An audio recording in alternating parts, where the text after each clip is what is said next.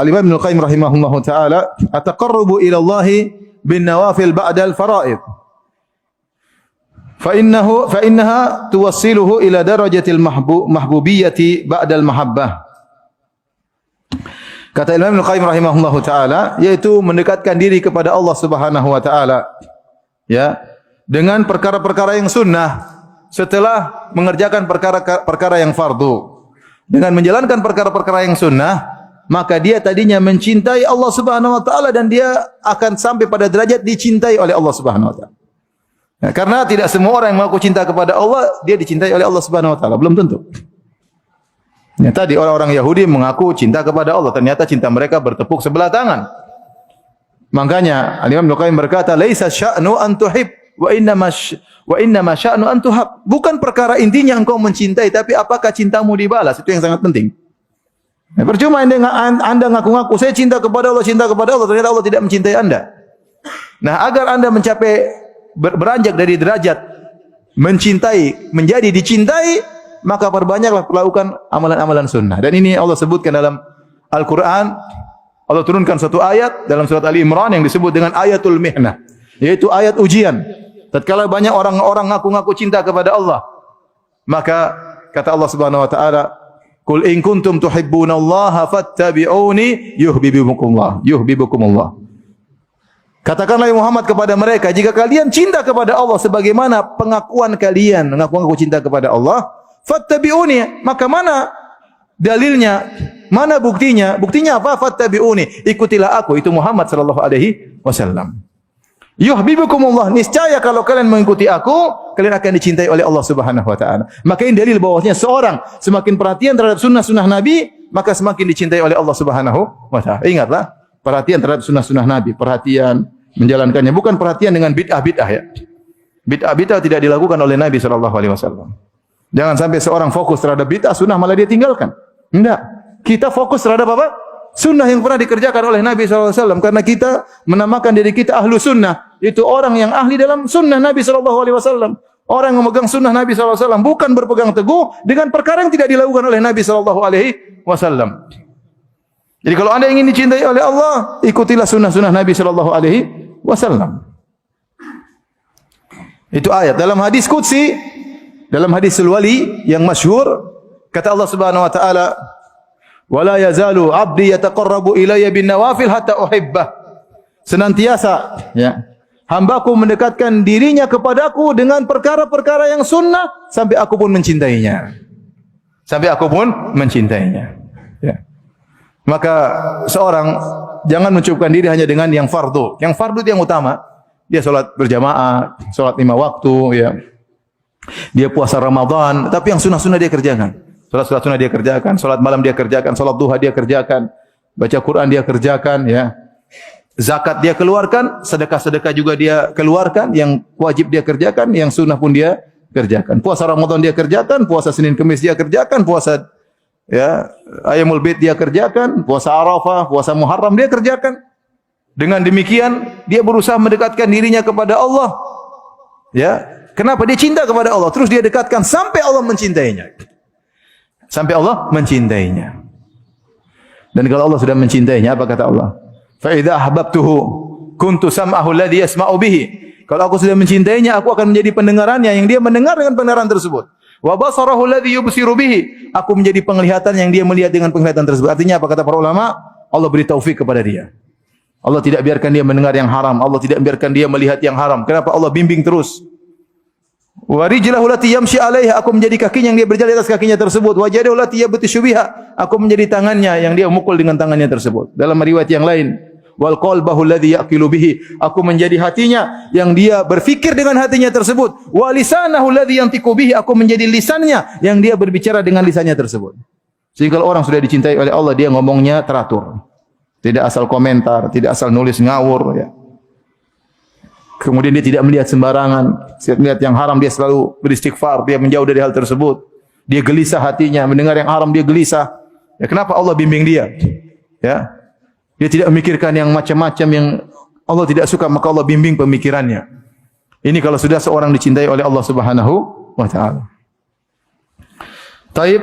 Jadi ya, di antara hal yang bisa membuat seorang dicintai oleh Allah Subhanahu wa taala adalah melakukan sunnah-sunnah Nabi sallallahu alaihi wasallam. Bukan hanya yang wajib, bahkan yang sunnah-sunnah terus dia kerjakan agar dia dicintai oleh Allah Subhanahu wa taala.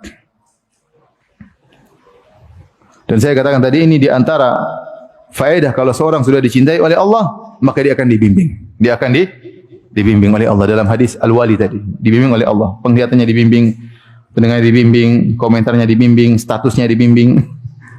Enggak sembarang bikin status ya. Postingannya tidak sembarang bikin apa? Postingan. Kenapa? Dibimbing oleh Allah Subhanahu wa taala. Lisannya dibimbing oleh Allah Subhanahu wa taala. Tidak asal ngomong, tidak asal komentar, tidak asal melihat, tidak asal mendengar ya.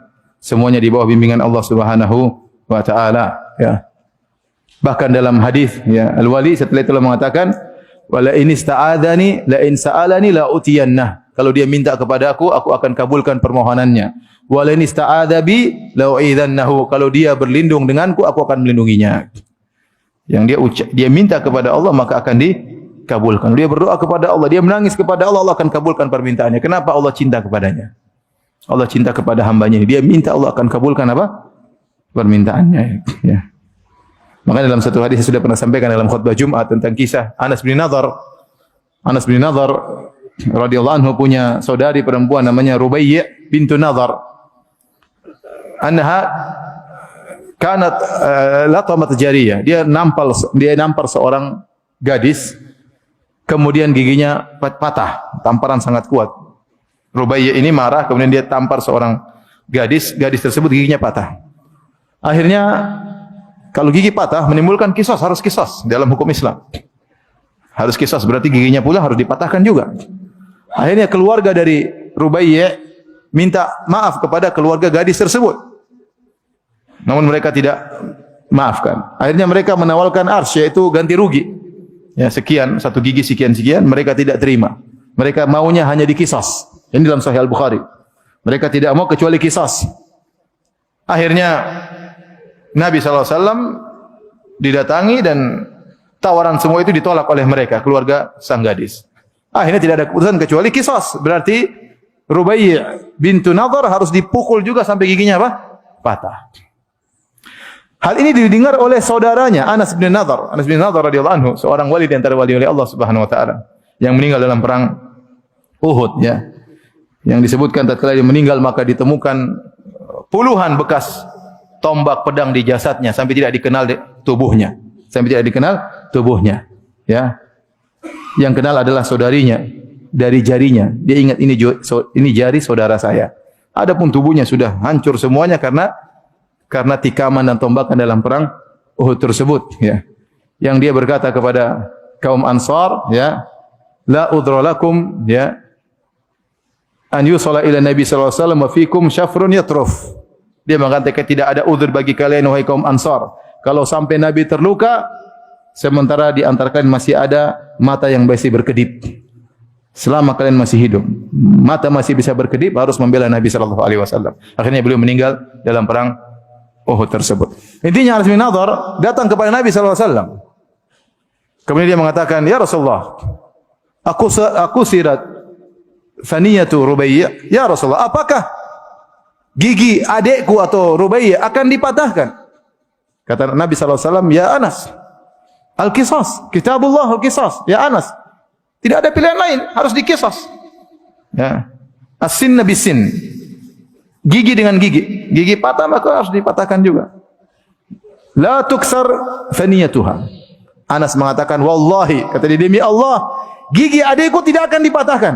Masyaallah, dia bersumpah. Demi Allah, di hadapan siapa dia bersumpah? Di hadapan Nabi sallallahu alaihi wasallam. "Ya Rasulullah, demi Allah gigi adikku tidak akan dipatahkan." Kata Rasul, "Ya Anas, al-qisas kitabullah." Ya Anas, ente mau apa? Ini Al-Qur'an. Subhanallah. Dia bersumpah, setelah dia bersumpah tiba-tiba keluarga dari gadis tersebut memaafkan. Subhanallah. Tiba-tiba keluarga dari gadis tersebut yang tadinya bersikeras untuk mengqisas tiba-tiba memaafkan. Kemudian Nabi sallallahu alaihi wasallam berkomentar dan mengatakan, "Inna min ibadillah man law aqsama 'ala Allah la abarrahu." Sungguh di antara hamba-hamba Allah, kalau ada yang bersumpah, Allah akan kabulkan sumpahnya. Di antaranya siapa? Anas binazar. Demi Allah tidak akan dipatahkan giginya. Ternyata Allah kabulkan. Kenapa? Dia wali Allah. Sebagian kita sumpah bolak-balik. Demi Allah pasti menang, ternyata kalah. Misalnya. Demi Allah sudah mimpi 10 kali, ternyata kalah juga. Maksud saya, wali Allah beda. Wali Allah beda. Ya. Ini diantara kalau seorang sudah dicintai oleh Allah Subhanahu Wa Taala, maka dia akan menjadi wali Allah dan permintaannya akan dikabulkan oleh Allah Subhanahu Wa Taala.